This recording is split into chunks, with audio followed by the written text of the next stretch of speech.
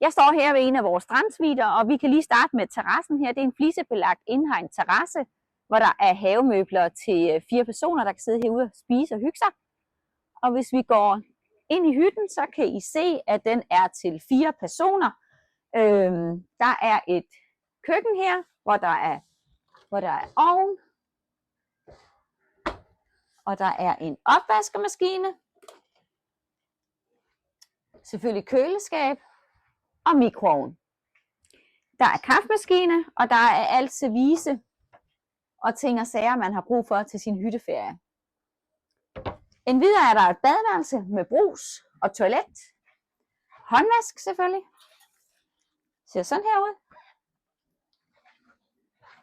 Så har vi et soveværelse her.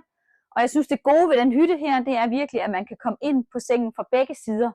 Så man behøver ikke at skal kravle hen over hinanden, og man har så et eller klædeskab til hver person. Og udover det, hvis man har et par børn med, så er den super god. Så har man trappestigen her, hvor der er 2 bokssenge deroppe.